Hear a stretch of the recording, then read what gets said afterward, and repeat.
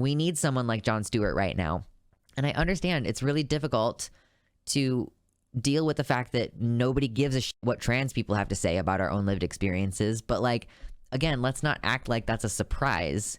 We already knew that that was going to happen. So Jon Stewart has this show that I don't watch. It's his political commentary thing that he's been doing for a really long time, I assume. I have only watched one episode of the show because he just put out an episode this past week that was like the gender wars, basically.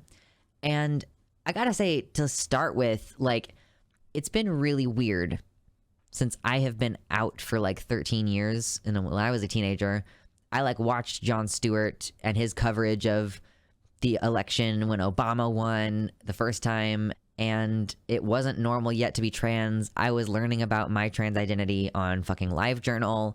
And it's been very weird, cool, but kind of weird to watch as we get to this point where like Jon Stewart and John Oliver have these like huge segments on their shows where they will call out transphobia and speak about trans people as though we are normal, and like using language that we have been using within the community to discuss our experiences and like putting them on a platform that I would have never expected.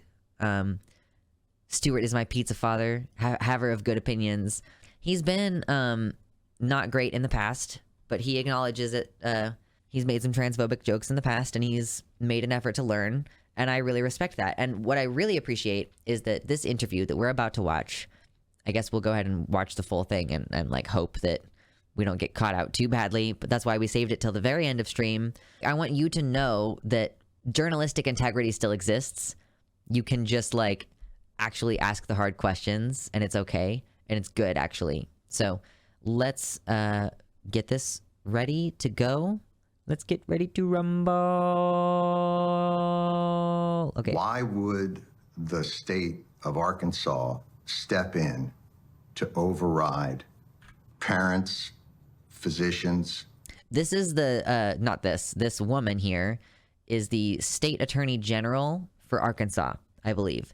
So that's why he's asking her these questions. Parents, physicians, I'm gonna make it small. Psychiatrists, endocrinologists who have developed guidelines. Why would you override those guidelines?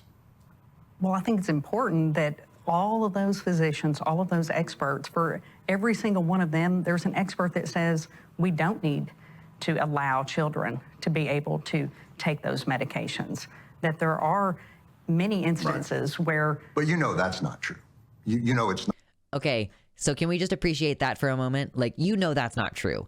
Like, just straight up being, I'm sorry if you can't read it. I made it small to try to not get caught by the YouTube algorithm.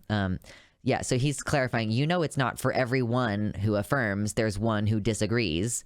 Not for everyone, there's one. These are the established. Well, I don't know that's not true. I don't know that. Then why would you pass a law then if you don't know that that's true? Wouldn't you? Well, I know that so? there are doctors and that we had plenty of people come and testify before our legislature who said that we have 98% of the young people who have gender dysphoria, right.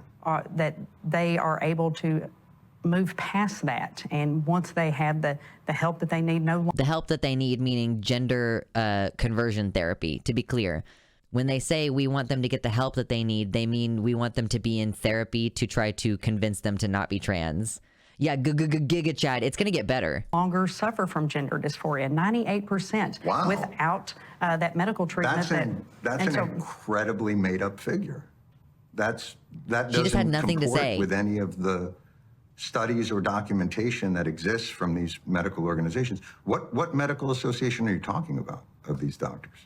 Well, we have all of that in our She literally can't say legislative history, and we'll be glad to provide that to you. She literally cannot provide the name of an organization because there isn't one. You don't have the name of the organization that you're getting off the top of my head. Oh, okay. Made up figure, hunty, yes, we have all of that cited in all of our briefs. You're suggesting that protecting children means overriding the recommendations of the American Medical Association the American Association of Pediatrics, Yep. the Endocrine Society. Yep. We don't have enough data. We don't have enough data to show that these drugs. The skeptics are just perpetually like, there's never going to be any bar of evidence that's good enough for them. That's the thing about these people.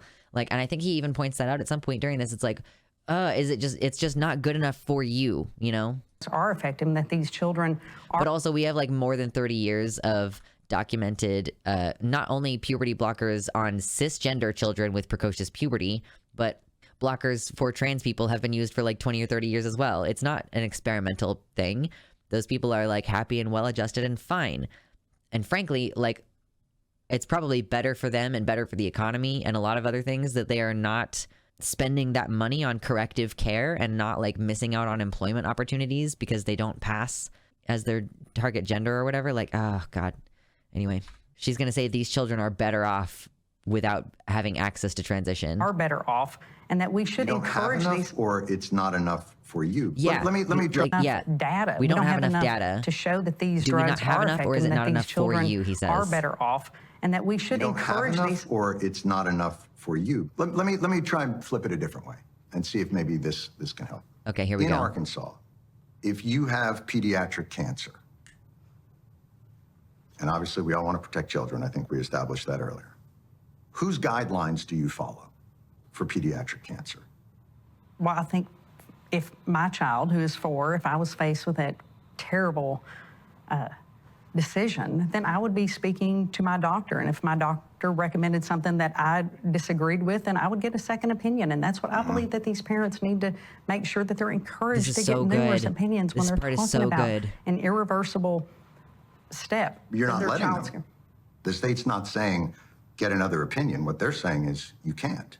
What you're actually saying No, is that's the opposite. actually not at all what the state said. The state simply Like, he's pointing out there that, like, what you just said is you should be able to get multiple medical opinions and choose which way to go when you're treating your kid with pediatric cancer. But, like, the state has come in and said any doctor who recommends transition treatment, like, they're incorrect. The state is saying, like, we're discounting the medical opinions of those doctors and those organizations.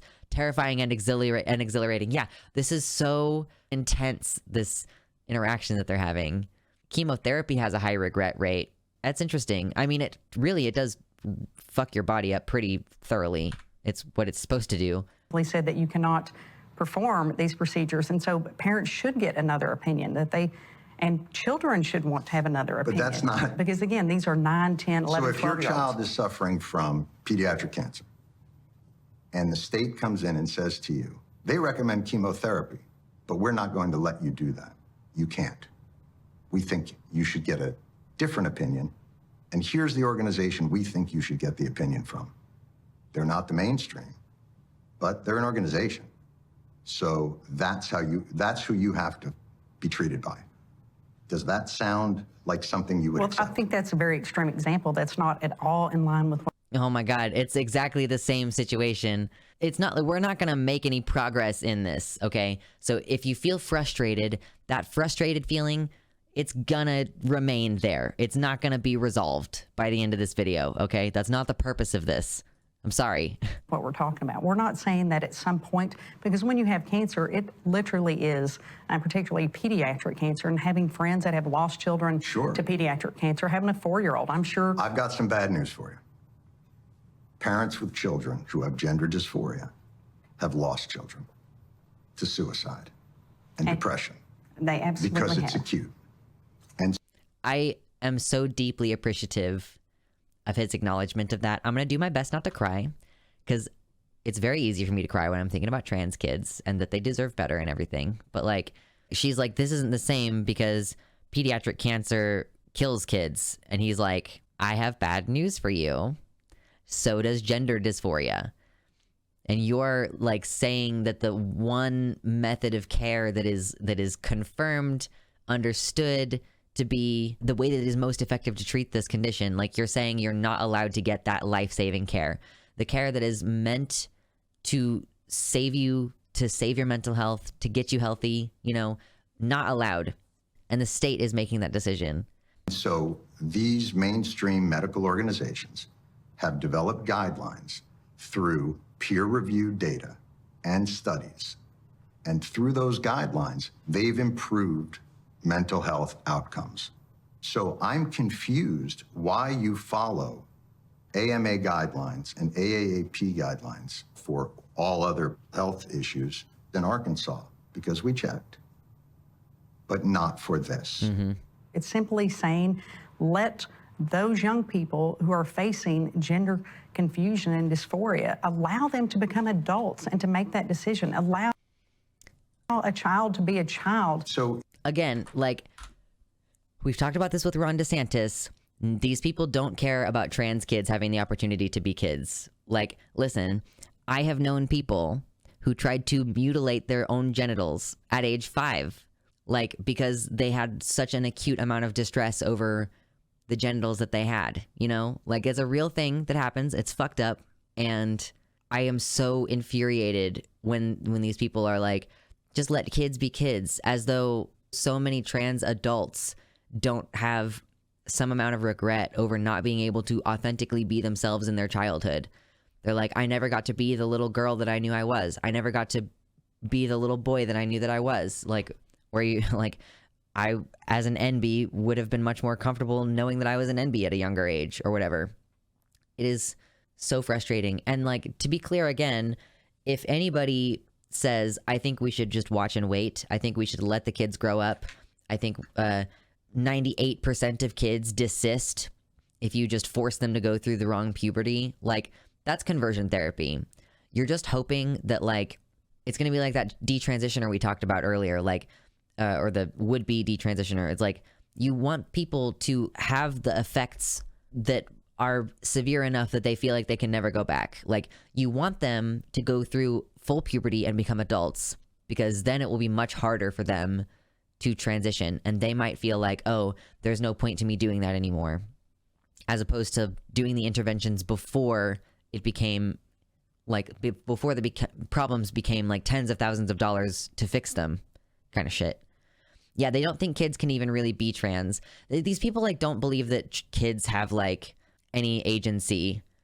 And also, someone pointed out, like, someone tried to argue that dysphoria was less serious than cancer, and it's like, this type of person makes the same arguments about any other mental health issue. They're just like, it's not real. Use your, mind over matter or whatever. It's just very frustrating.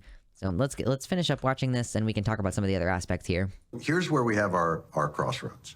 You've made the determination that protecting these children means not giving them access to the guidelines and care that have been designed by medical and mental health professionals for children expressing gender dysphoria. And I'm asking you again, what are your qualifications to step in and say, no, keeping you from that care is protecting you. You've made that determination.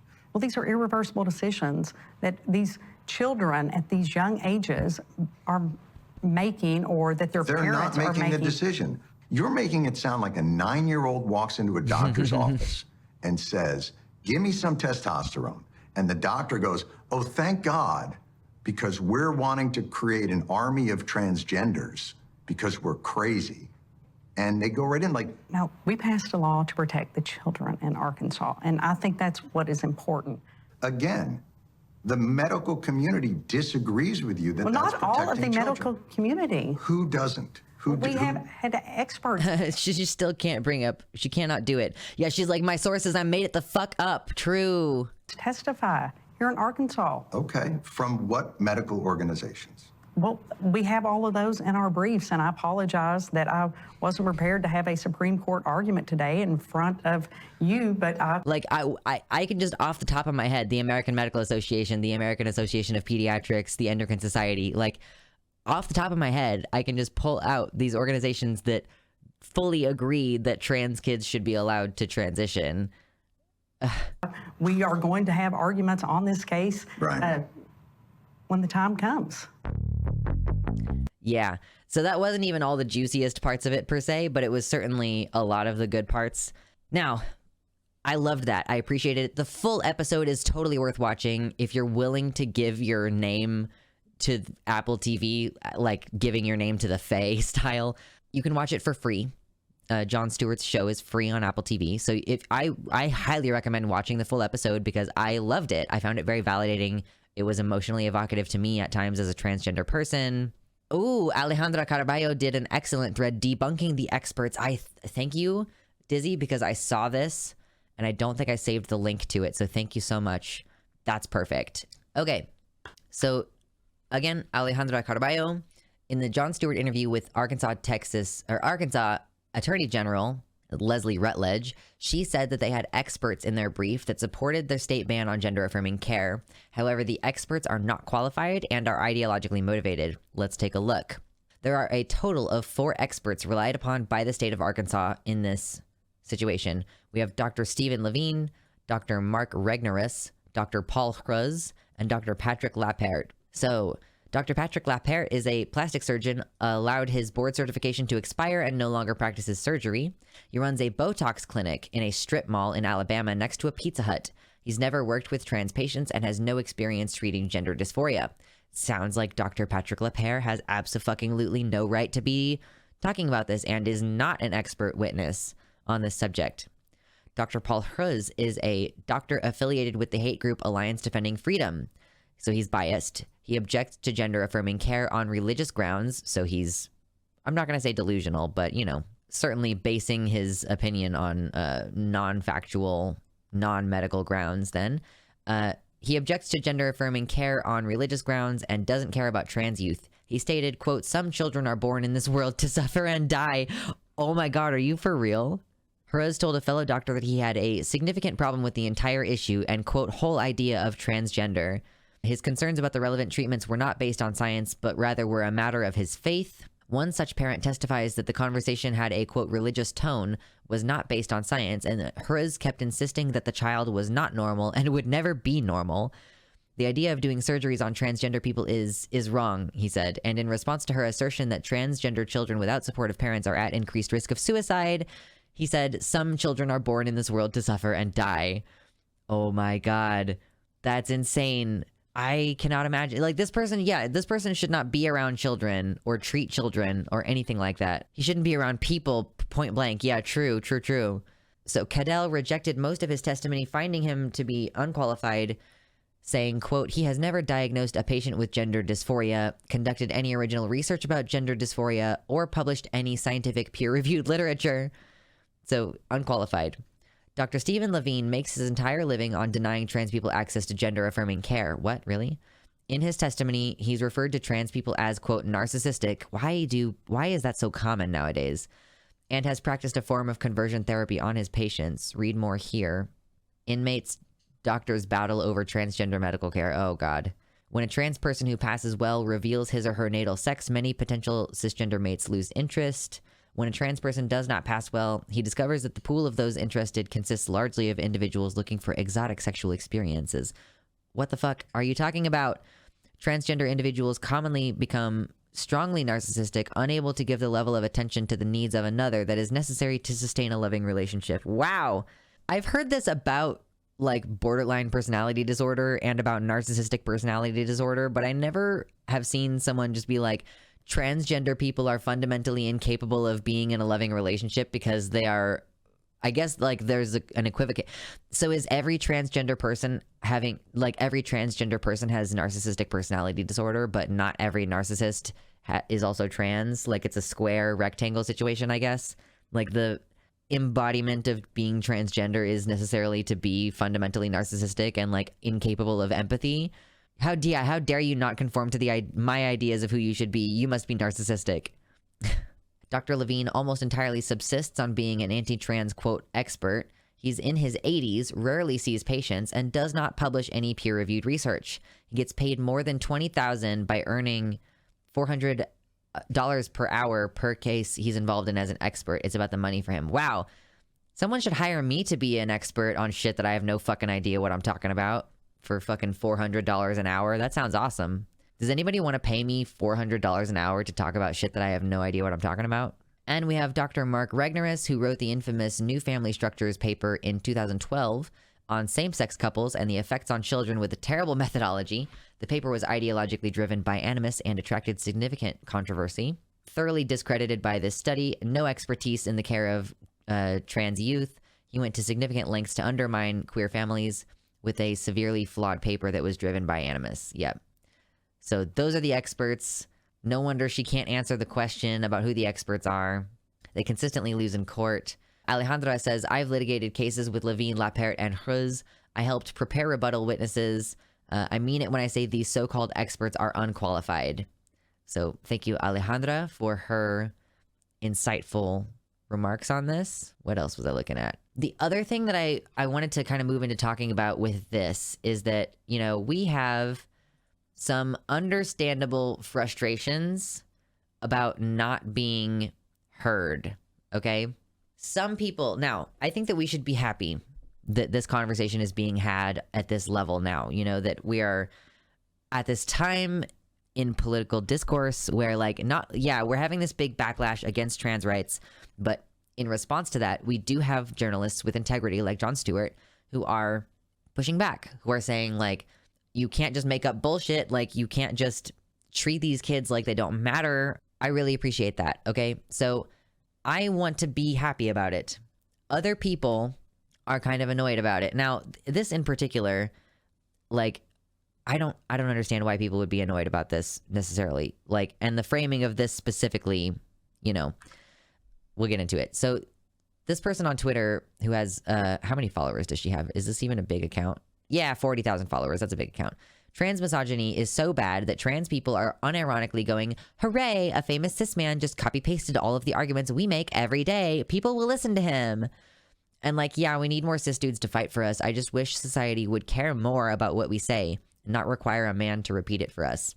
Like, first of all, that was always going to happen, you know? Like, I'm a white and I'm here to save the day. People will listen to me talk about racism more than they'll listen to a black person. Now, they won't necessarily listen to me because I'm visibly trans, and they might think that all of my opinions are invalid on that basis. But at the very minimum, like, cis people do have, unfortunately, like, they respect other cis people's opinions more because apparently we're biased. So that was always going to happen, you know? I will say also that I think it's like, are you just so absorbed in being a trans woman that trans misogyny is the first word that comes to your mind? Or were you specifically thinking hatred towards trans women is so bad that this is the situation that we're in? Like, hatred towards trans women is so bad that trans people are unironically going, hooray, cis man, copy pasted all of our arguments. It's like, I posted like, interesting that you framed this as trans misogyny because trans men and NBs have also been ignored while making these arguments. And like, yes, it's frustrating, but obviously that was going to happen every time. And like, I especially don't understand being frustrated with this because of the effect that it's going to necessarily have. Like, don't get frustrated that Jon Stewart is being listened to and we aren't, okay? Be happy that Jon Stewart is being listened to at all, because the effect of Jon Stewart posting that episode a few days ago, I can't remember when exactly it was, I think it was over the weekend, his episode came out, and then this was posted, it was tweeted on October 10. So look at this, okay? We're gonna like look at what's going to happen. Governor, this policy could be seen, I could see very easily how it excludes parents. Look, here's a question for you. The American Academy of Pediatrics says these kinds of laws about bathrooms and excluding people, ignoring their gender identity. They say, the American Academy of Pediatrics says these kind of laws can increase the risk of depression, anxiety, and even suicide among transgender youth. Did you talk to any transgender youth when coming up with this policy? Yes, so we've had lots of interactions with transgender youth across the administration. And let me just back up. Didn't answer the question. Is that there is no accommodation. What we're saying is parents have to be engaged in that decision. And if a child and their parent, along with administrators and teachers, choose to have accommodations for that child, they'll be granted. And see, this is where I constantly get back to, I would ask people to read the policies and to... Or joining us, I did read the policy, but it sounds like you're excluding parents that might be supportive of their child going to the bathroom or joining a sports team that is in alignment with their gender identity. Well, certainly not. If parents actually want their child to be able to change a pronoun or their name or use a bathroom, if parents choose that, then legally that's what the schools will do. With regards to sports teams, this is a different issue. Of course, it's a different issue. I believe that it's unfair for girls to have biological boys play sports with Oh biological God. Okay. Well, I don't want to get into the sports conversation right now. Did you see that? Okay, look at this. It's just he just says like you are disagreeing with the very American easily how it Association of excludes parents. Pediatrics. Look, here's a question for you. The American Academy of Pediatrics Yeah, says, the American Academy of Pediatrics says do this, and like here, and then later he's like, it sounds like you're excluding those parents who want to like, not even getting into talking about the fact that requiring parental confirmation means that like you're gonna let an abusive parent torture and abuse their child. You're going to help a parent torture and abuse their child. Like you're making the state complicit in a parent's abuse of their child, you know? Kind of like when the state temporarily took me away from my mom who was abusive, and then after she did some classes or something for a month, she took diversion and just like they took me away from my dad and put me back with her, you know? Like the state is often complicit in child abuse, it turns out, actually. So I just want people to recognize that this is a good conversation to be had. Like, it's a good thing that we have someone who's willing to just call someone out on their bullshit, to just say, well, you know that's not true. That statistic is made up. Who are your experts? You know, she's not going to change her mind or anything, but at the very minimum, you know, we can perhaps increase the number of people who are like willing to do this pushback.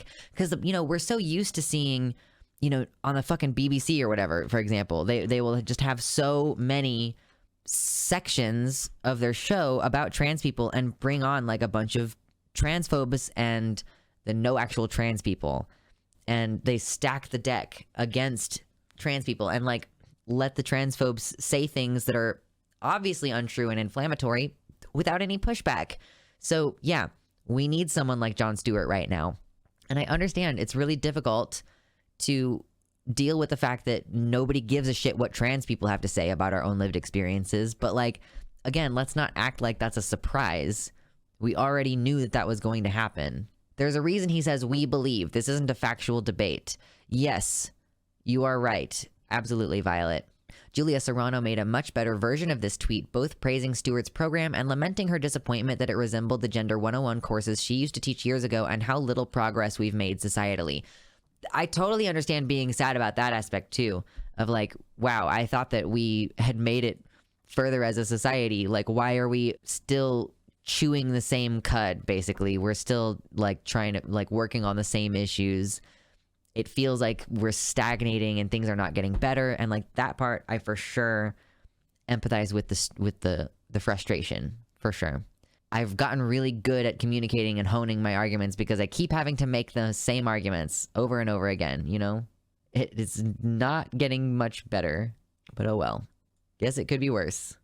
Thank you so much to all of my supporters, especially my patrons, and especially these ones. We have Tiago Nascimento, Mersh Rolvag, Brandon, Jovian F. Gaudreau, Bean, Heather Clarkson, Amanda B., R. Halverson, Michelle Winter, Athiette, Sarah A., Decoy Duck, Wellington Marcus, Suzanne Maynard, Nova, Sojo, Mr. Atheist, and Elizabeth Bartell.